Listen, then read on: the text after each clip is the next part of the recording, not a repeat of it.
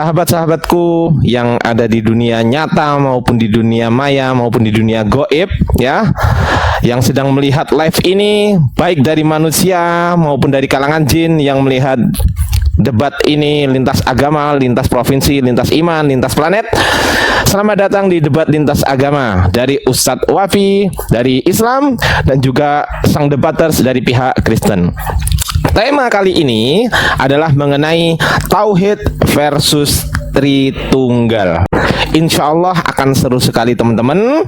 Maka jangan beranjak kemana-mana, sediakan kopi, jangan lupa ada kacangnya, ada kepiting, ada nasi goreng, ada bakso dan lain sebagainya. Silahkan ditempatkan di tempat yang seharusnya. Dan juga teman-teman yang belum follow akun kita di atas, silahkan di follow. Tidak berlama-lama lagi, kita langsung saja. Waktu 3 menit prolog dari Ustadz Wafi, 3 menit prolog dari sang debater. Setelah itu 5 menit untuk menjawab dan juga menyanggah. Begitu ya Ustadz Wafi dan sang debaters? Ya, kayak kemarin aja. Siap. Siap. Saya akan balik kamera saya dan saya akan tunjukkan waktunya kepada teman-teman sekalian. Bismillahirrahmanirrahim. Apakah sudah kelihatan? Sudah, timernya? turunkan dikit. Naikkan dikit. Kurang ke Gini. atasan, ke atasan. Ah, sip. Ya, pas. Gini. Pas. Oke, baik. Tunggu. Gini gimana? Tambah Boleh. kelihatan ya? Bagus ya. Kelihatan ya? Gede ya? Ya. Oke, siap. Oke, baik, siap. Waktu 3 menit dimulai saat Ustadz Wafi berbicara. Silakan Ustadz Wafi. Tafadhol. Oke, bismillahirrahmanirrahim. Assalamualaikum warahmatullahi taala wabarakatuh. Alhamdulillah wassalatu wassalamu ala Rasulillah Sayyidina Muhammad ibn Abdillah wa ala alihi wa sahbihi wa man walah, amma ba'd. Sahabat muslimin yang dirahmati oleh Allah dan teman-teman Kristen, pada malam hari ini kita akan membahas mengenai tauhid dan Tritunggal.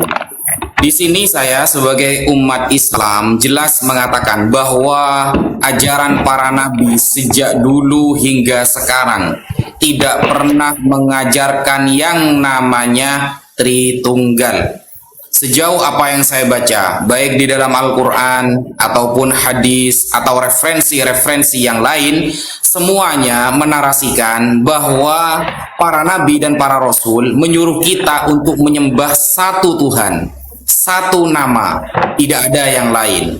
Contoh, kita buka di dalam surah Al-Anbiya ayat ke-25. Wa ma arsalnaka min qablika illa rasulin. Jadi di sini saya bacakan dulu ya. Surah Al-Anbiya ayat ke-25. Wa ma arsalna min qablika min rasulin, dan tidaklah kami mengutus engkau wahai Muhammad, ya.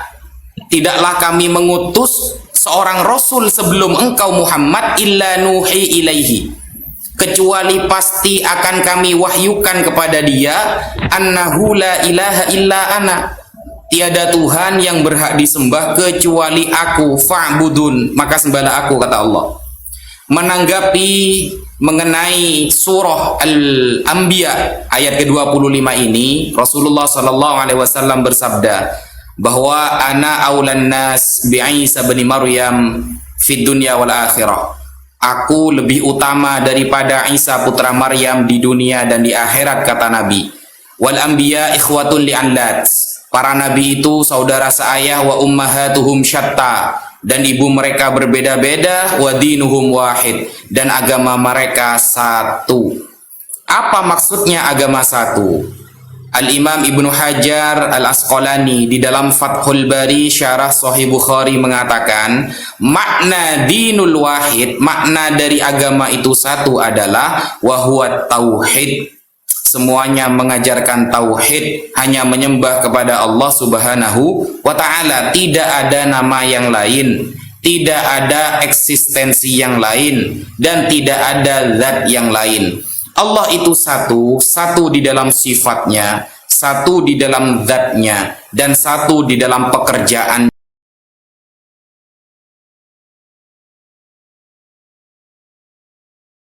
wa ta'ala. Sekian prolog dari saya, kurang lebihnya mohon maaf. Wassalamualaikum warahmatullahi ta'ala wabarakatuh.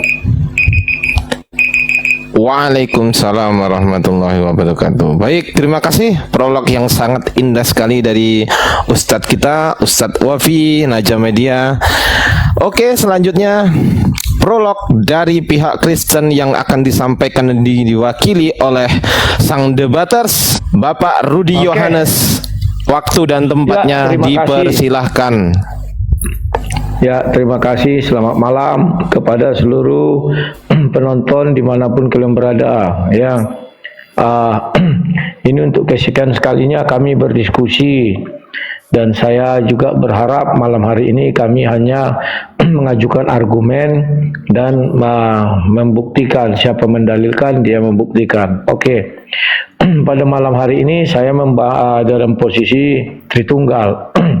Sebenarnya alat Tritunggal itu sudah ada di Kejadian 1 ayat 1, ayat 2 dan ayat 3. Di mana Kejadian 1 ayat 1 dikatakan pada mulanya Allah menciptakan langit dan bumi.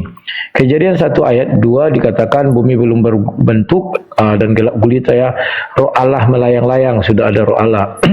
Kemudian Kejadian 1 ayat 3 berfirmanlah Allah, sudah ada firman, jadi 3. Ketiganya ini mulai ditunjukkan di Kejadian 1 ayat 26.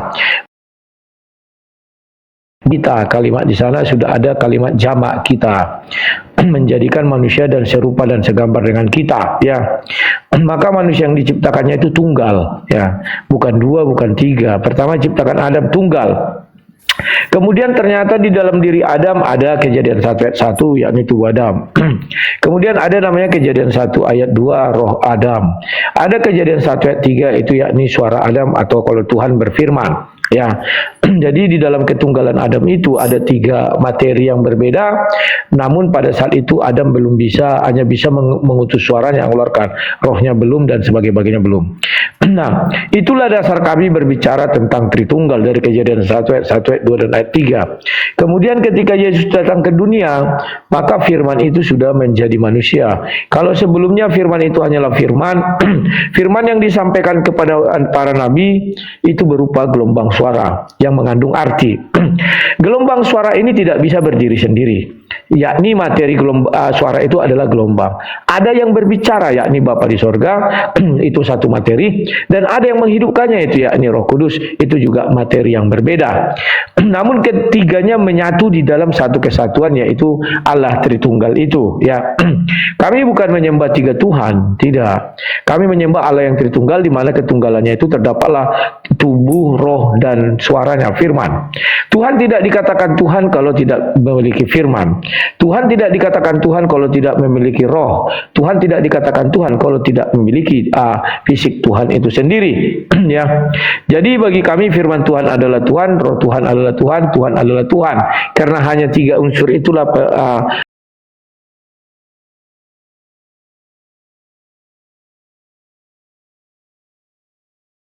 berada di dalam diri Tuhan, ya.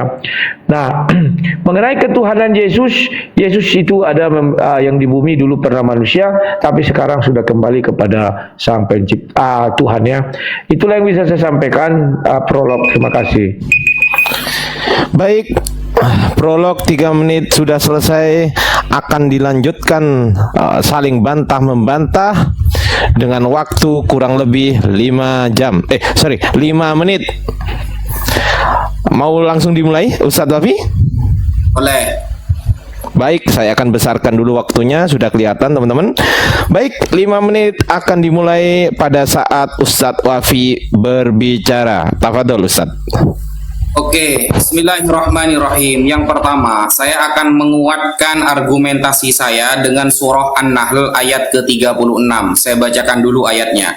Walaqad ba'atsna fi kulli ummatin rasulan. Sungguh kami telah mengutus di setiap umat seorang utusan.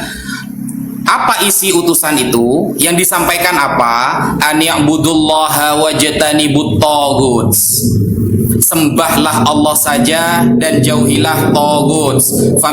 Faminhum man hadallahu wa minhum man haqqat alaihi dhalalah. Ada dari mereka yang diberikan hidayah oleh Allah dan ada dari mereka yang mendapatkan kesesatan karena tidak menyembah Allah. Kemudian diperkuat lagi oleh surah Al-A'raf ayat ke-59. Laqad arsalna Nuhan ila qaumih. Sungguh kami telah mengutus Nuh kepada kaumnya. Faqala ya qaumi ibudullaha ma lakum min ilahin ghairuh. Kata Nabi Nuh kepada kaumnya, sembahlah Allah karena tiada Tuhan yang berhak disembah kecuali Dia. Dan itu diperkuat oleh Al-A'raf ayat 65. Setelah Nabi Nuh wafat, kemudian Allah mengutus Nabi Hud. Wa ila adin akhahum huda. Lalu kami utus kepada kaum Ad, yaitu Nabi Hud. Apa isinya? Qala ya qaumi ibudullaha ma lakum min ilahin ghairu afala tattaqun. Wahai kaumku, sembahlah Allah karena tiada Tuhan yang berhak disembah kecuali Dia. Maka kenapa kalian tidak bertakwa? Kemudian setelah era Nabi Hud, lalu Allah ganti dengan Nabi Saleh.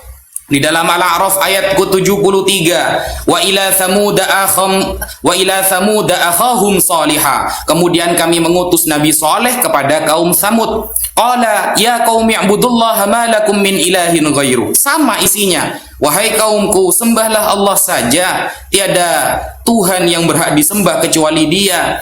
Kemudian diteruskan kepada Nabi Syuaib, tertulis dalam surah Al-A'raf ayat ke-85, wa ila madyana akhahum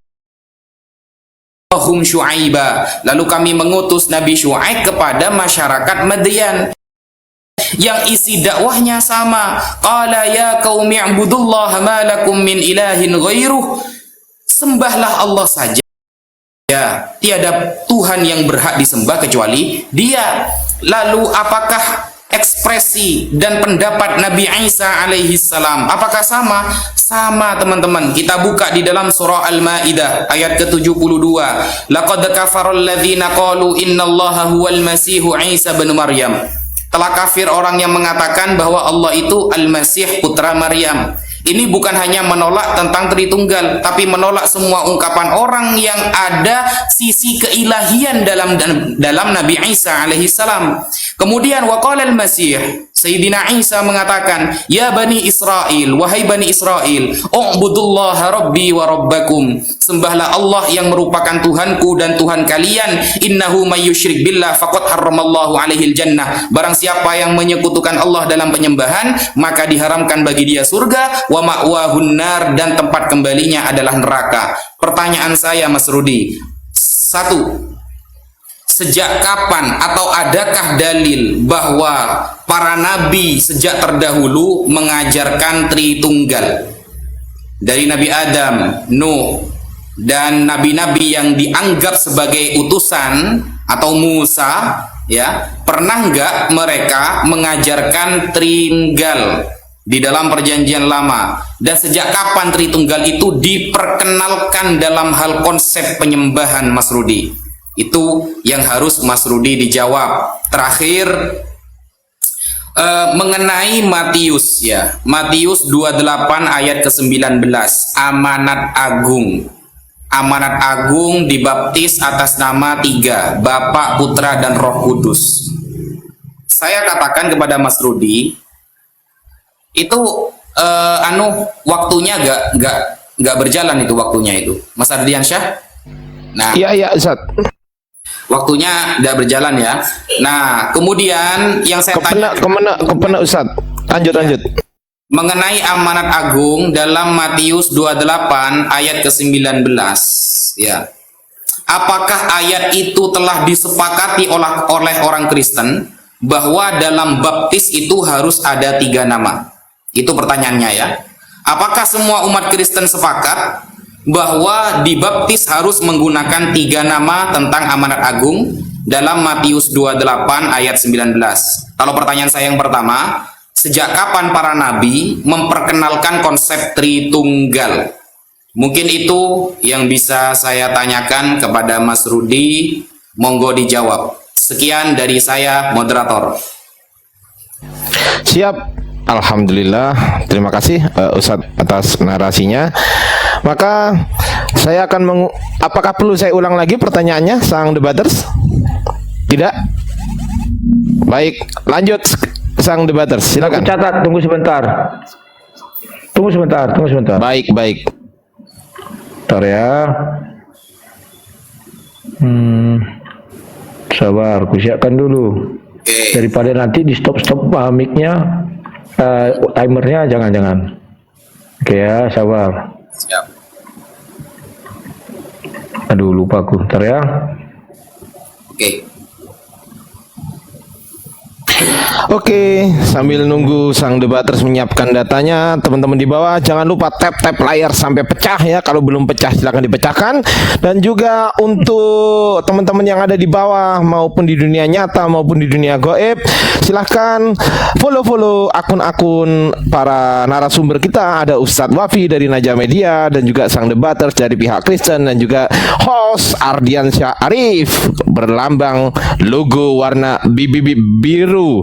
Oke, silakan teman-teman siapkan juga kacang mente, kacang polong, kepiting, bakso, rambutan, semuanya disiapkan dalam satu meja yang nantinya akan dimakan oleh orang lain bukan oleh Anda. Dan silakan untuk mengisi untuk tap layar yang kenceng ya teman-teman. Di pojok kiri atas ada love, silakan ditekan love-nya jika Anda mencintai kami semua. Kami mencintai Anda mencintai kami, kita saling mencintai. Love you. Oke, terima kasih. Bentar ya. Surah Al-Anbiya itu surah berapa itu?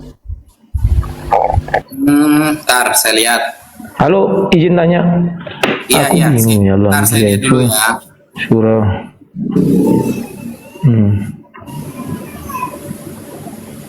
Surah Al-Anbiya 21. Iya, ke-21.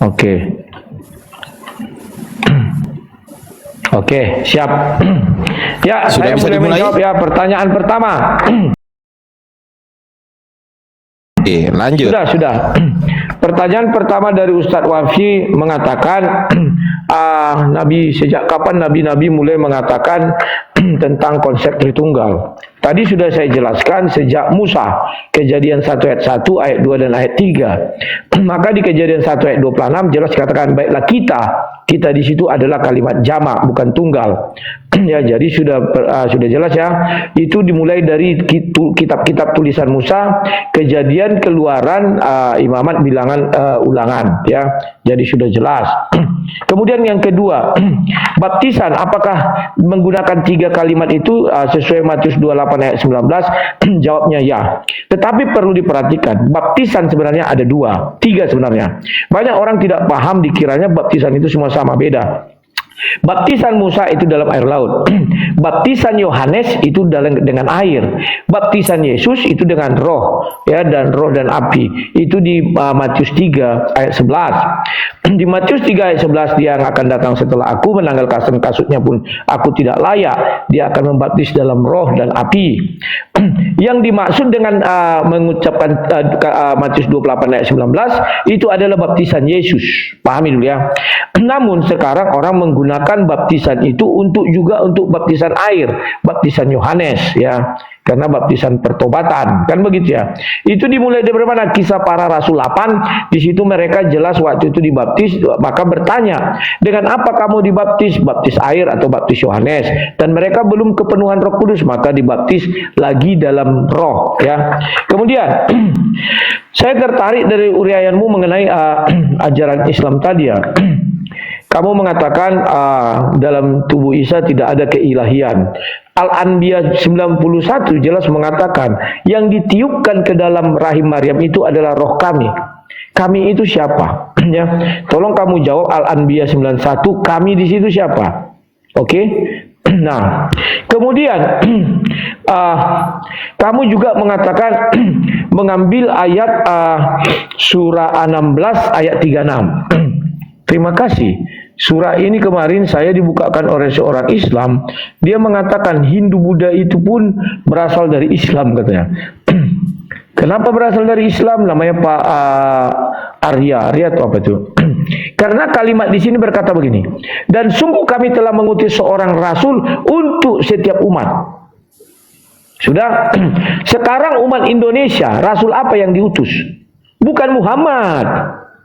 Pasti ada nanti rasul yang diutus di Indonesia. Menurut Bapak itu ada agama di Jawa, itu namanya agama apa lupaku. Itu juga dari utusan Allah katanya. Saya nggak tahu ya.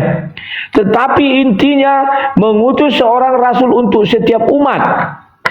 Umat Jepang nanti ada utusannya. Jadi kalau dikatakan Muhammad Nabi terakhir, betul untuk orang Arab. Kenapa?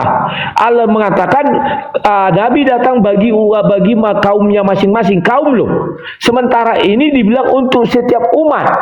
Muhammad bukan Nabi terakhir. Ada lagi Nabi terakhir nanti untuk Afrika, untuk Jepang, untuk Amerika, untuk Australia dan sebagainya. Terserah dia mau mengatakan sesembahlah Allah, itu bukan urusan. Intinya akan ada Rasul. Oke. Yang ketiga, tolong kamu buka surah 27 ayat 91. Pertanyaan saya dua ya.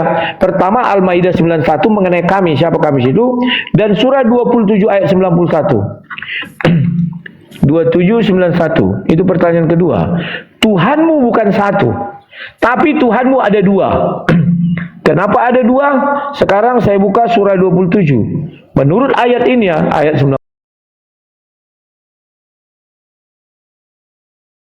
Ini. Masih ada ya?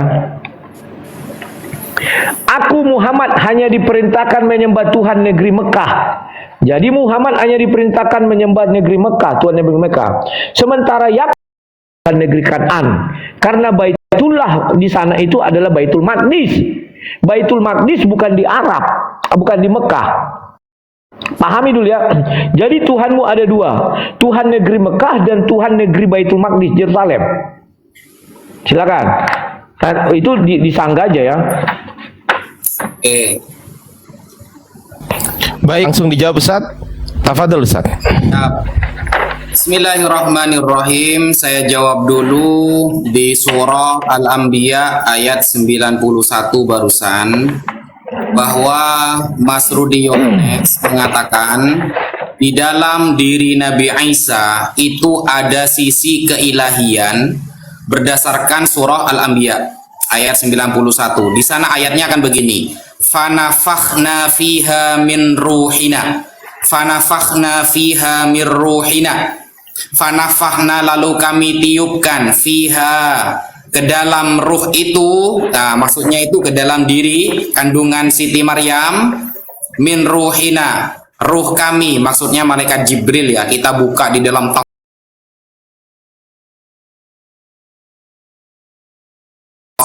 Nah, itu siapa? Kami itu siapa? Kata Mas Rudi Yohanes.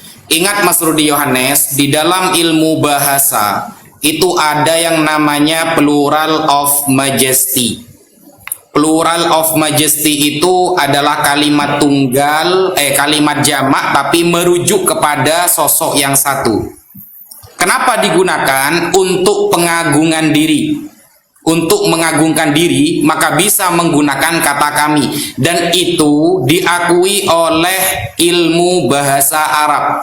Di dalam bahasa Arab, isim domir nahnu dalam domir munfasil dan domir na dalam domir muttasilnya yang bermakna kami, ketika itu bermakna kami merujuk kepada satu orang, maka bermakna lil mu'azzam nafsah, untuk pengagungan diri. Itu salah satu rujukan saya seperti di dalam ilmu balaghah, sastra Arab yang ditulis oleh Syekh Ad-Damanhuri di dalam kitab Jawahirul Maknun. Itu namanya ilmu bahasa Arab ya. Itu cuma ilmu bahasa. Pengagungan diri itu lit ta'zim atau lil mu'azzam nafsa, untuk pengagungan diri bisa. Maksudnya siapa? Ya Allah saja, begitu. Maksudnya Allah saja. Kemudian surah yang kedua di sini Mas Rudi berdasarkan surah An-Naml ayat 91. Innama umirtu an a'buda rabba hadhil baldah. Aku diperintahkan untuk menyembah kepada Tuhan kota Mekah ini. Apakah itu maksudnya bukan kita lihat asbabun nuzul. Makanya kalau kita mau bertanya kepada Al-Quran, kita harus mau menghormati beberapa ilmu yang erat kaitannya dengan Al-Quran. Sama ketika saya bertanya Bible, maka erat kaitannya Bible dengan ilmu-ilmu yang dibutuhkan untuk memahami Bible. Asbabun nuzul ayat ini, ketika Nabi Muhammad berbincang, berdiskusi dengan orang-orang yang tidak mau beriman kepada beliau dari kalangan orang-orang kafir Mekah, orang kafir Quraisy. Nah, kemudian menunjukkan bahwa Allah ini adalah sang Tuhan kota ini, tidak menunjukkan Allah itu hanya bertuhan di kota ini. Karena di ayat lain sangat banyak sekali. Contoh di dalam surah Al-Quraisy, "Falya'budu rabb hadzal bait." Maka sembahlah pemilik kota ini, bukan yang disembah, bukan kota Mekah yang disembah, tapi pemiliknya. Begitu maksudnya. Jadi itu membahas tentang pemiliknya, bukan berarti terbatas sampai di sana. Karena berkali-kali dikatakan, Nabi Isa tadi sudah saya bacakan dalam surah Al-Maidah, "U'budullaha rabbi wa rabbakum." Sembahlah Allah yang merupakan Tuhanku dan Tuhan kalian. Ayat Al-Maidah 72. Dan di Indonesia semuanya itu adalah makhluk ciptaan Allah. Lalu utusan yang ke Indonesia siapa? Tidak harus Nabi Muhammad, karena Nabi Muhammad menyampaikannya kepada para sahabat kepada para tabi'in, dan perintahnya jelas di dalam Al-Quran, rahmatan lil alamin, untuk semesta alam. Untuk pertanyaan saya Mas Rudi tadi mengenai kejadian 1, bahwa di zaman Musa awal mula Tritunggal, itu mana ada orang Yahudi yang memahami kejadian 1 itu adalah Tritunggal? Gak ada. Musa pernah nggak ngajarkan Tritunggal dengan ayat kejadian itu? Nggak pernah. Itu sangat ngawur sekali ketika kejadian 1 itu dipahami sebagai Tritunggal, padahal tidak pernah ada narasi dari Nabi Musa sebagai Tritunggal. Kemudian para nabi ketika tidak mengenal Tritunggal, berarti orang Kristenlah yang mengada-ngada mengenai Tritunggal tersebut. Lalu mengenai Matius, Matius 28 ayat 19. Pertanyaan saya itu, apakah semua Kristen sepakat bahwa pembaptisan pakai 3 nama? Begitu. Apakah semua Kristen apa sebagian? Sekian. Siap. Baik, saya harap Bang Rudi Yohanes mencatat pertanyaannya dan dijawab sesuai dengan pertanyaan. Siap, Bang Rudi? Oke. Mau langsung? Langsung dong. Oke, go ahead. Kamu mengatakan Tritunggal tidak ada, kan sudah saya jelaskan. Kalimat kami di kita itu jamak. Kita itu bukan satu. Memang tidak tertulis Tritunggal. Sama dengan di Al-Quran tidak ada kata tauhid, cuman diterjemahkan menjadi tauhid, kan begitu. Tapi kalau letterlet tauhid tidak ada, wahid ada. Ya, sama dengan kami. Di situ ada kata kita itu jamak. Siapa kita yang dimaksud? Itu Kejadian 1 ayat 26. Andai kata kita berada di Kejadian 1 ayat 27, misalnya firman Tuhan masih sampai ayat ke-27, maka kita hanya bisa merujuk di ayat 25 sampai ayat 1. Di ayat 25 sampai ayat 21 ada 4 hal.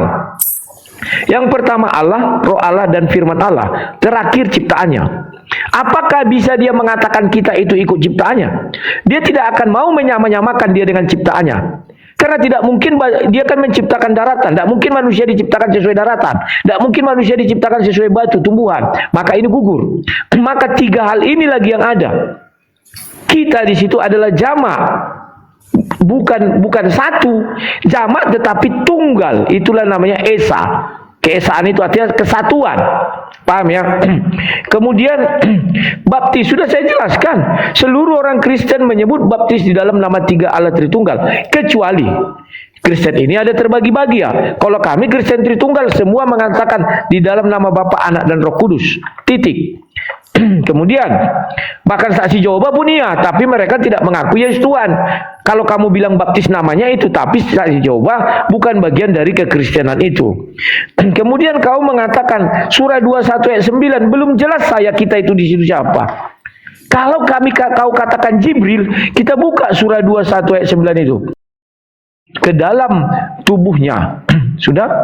Kami jadikan dia anaknya sebagai tanda. Berarti yang menciptakan Isa bukan Allah dong, Jibril. Kami jadikan. Berarti Jibril dong pencipta Isa. Tidak ada kun fayakun itu enggak berfungsi lagi. Kan ada itu ayatnya. Seumpama penciptaan Isa sama dengan penciptaan Adam. Kan itu dibilang semisal. Kun fayakun. Berarti yang menciptakan ini Jibril dong. Kan lucu, Jibril Maha Pencipta. Oke. Kemudian surah 27 ayat 9. Perhatikan baik-baik semua keteranganmu. Kota ini yang dimaksud kota Arab, Mekah.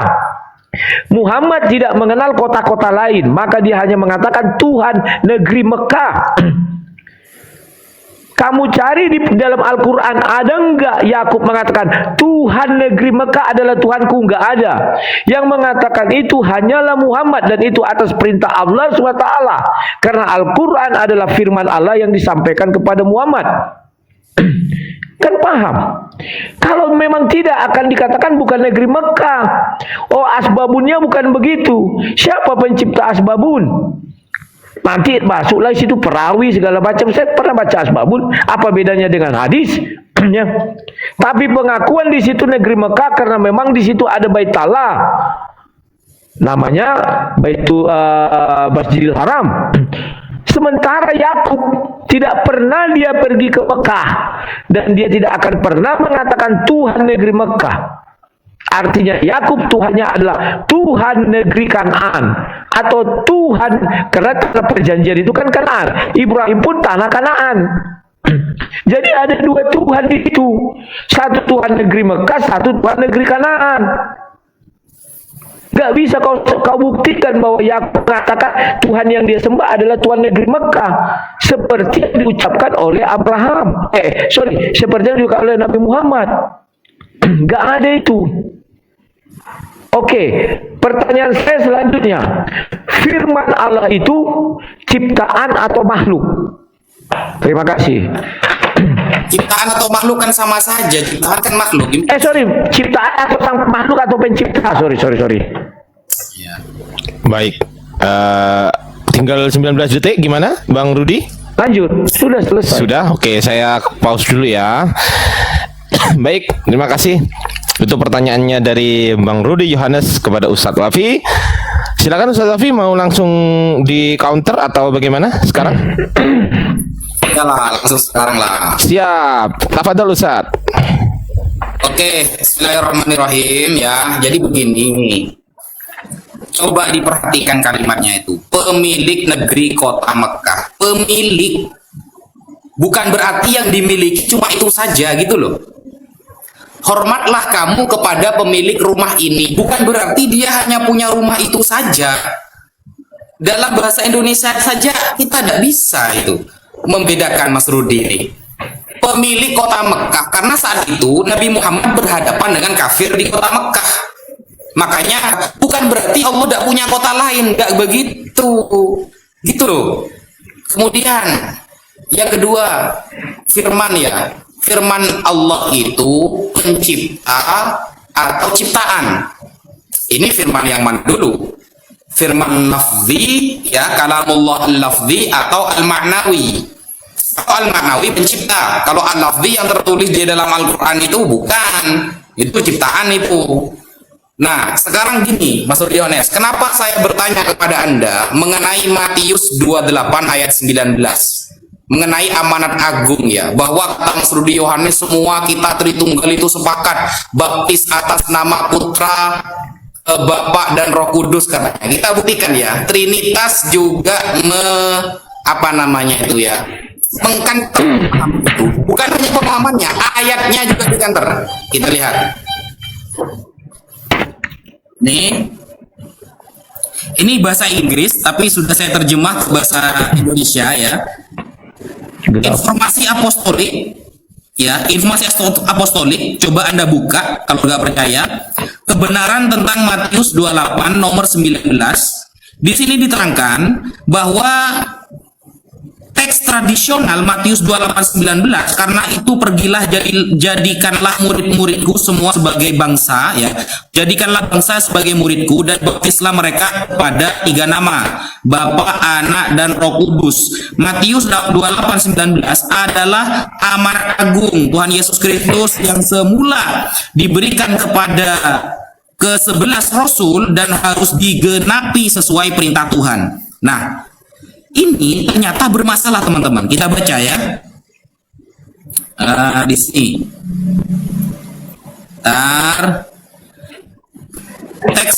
Teks asli Matius. Kebingungan masih tersisa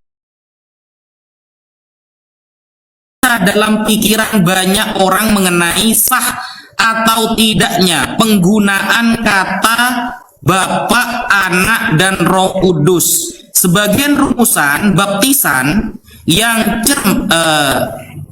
menjadi dasar doktrin Tritunggal, sebuah studi yang cermat terhadap teks asli yang diambil dari naskah-naskah kuno dan dari tulisan-tulisan sejarah yang paling awal, akan menghilangkan semua keraguan mengenai rumusan baptisan yang benar. Jadi nama teks baptisannya itu sebenarnya masih bertentangan, Mas Rudi. Contoh ini, semua manuskrip kuno yang berisi kata-kata asli Yesus yang ditemukan dalam Matius 28:19 hilang atau hancur. Ingat ya, Matius 28 ayat 19, teks aslinya hilang atau hancur. Kami tidak memiliki manuskrip lengkap yang lebih tua dari 400 tahun. Saya minta kepada Mas Rudi data bahwa Matius 28 ayat 19 itu sudah tercatat sebelum abad 4. Sebelum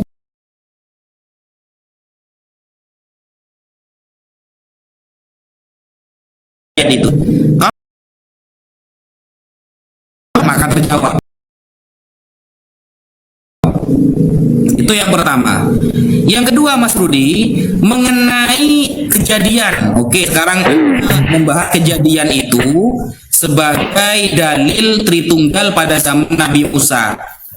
Rita Wahyu saja, seorang Trinitas, di dalam websitenya dia tidak terima loh. Coba lihat ini ya. Coba lihat, bentar, catatan ini ya. Sebagian kalangan Tritunggal fobia kalau kejadian 126 tidak diartikan Bapa bicara kepada Putra dan Roh Kudus, maka doktrin mereka Trinitas yang mereka anut akan runtuh. Ini ketakutan tak berdasar. Jadi tidak ada kesepakatan bahwa kejadian 126 itu adalah dalil Tritunggal. Ini masih saling berdebat antara umat Kristen. Wahyu saja tidak sepakat sebagai orang Tritunggal, Rudi. Mas Rudi. Nah, ini sebenarnya gimana? Apakah ajaran Tritunggal ini benar-benar dari Yesus atau hasil dari musyawarah bapak-bapak gereja? Begitu. Lanjut. Ya, sudah selesai. Mau langsung di counter, Bang Rudi?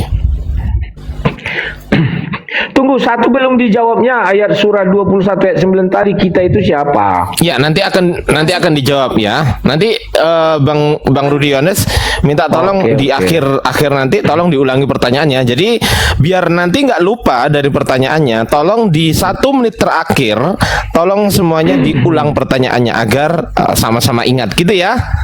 Sepakat ya? Oke, siap. Lanjut, Lai Rudi. Oke, terima kasih. Sekarang saya mulai dari menjawab kekristenan. Itu siapa? Ketika Buya Sakur mengatakan orang Islam begini begono, kau terima tak?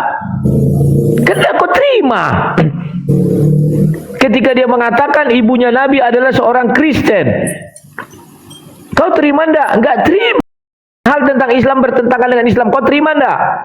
Memang Buya Sakur siapa? Kan itu pertanyaanmu. Sama dengan saya, memang Rita Wahyu siapa? Oh, dia seorang profesor. Oh, Buya Sakur juga profesor. Saat ini kau berbicara dengan Rudi Yohanes, maka Rudi Yohanes yang kau hadapi. Pernyataan Rudi Yohanes yang kau dengarkan. Bukan Rita Wahyu. Masa harus kau bawa ke sini Buya Sakur bilang apa? Di dalam Ka'bah ada lukisan Maryam menggendong Yesus dan ditutup oleh Muhammad. Ini jangan kalian hapus. Gimana sih? Nggak bisa kan? Maka dari itu gunakan kitab suci. Jangan katakan menurut syanu. Kau sendiri yang repot. Kau kira orang Islam tidak ada yang kontra terhadap kalian? Banyak. Oke. Kemudian kau berbicara tentang baptisan. Itu baptisan sudah kujelaskan ya. Ritawa itu siapa? Matius 28 ayat sekian mengatakan begitu. Kamu bilang, wah tidak ditemukan yang lebih tua dari 400 tahun. Memang Al-Quran bisa kau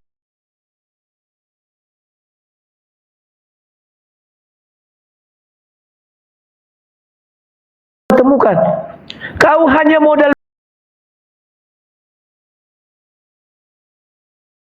Birmingham 4 lembar bisa mengatakan yang 114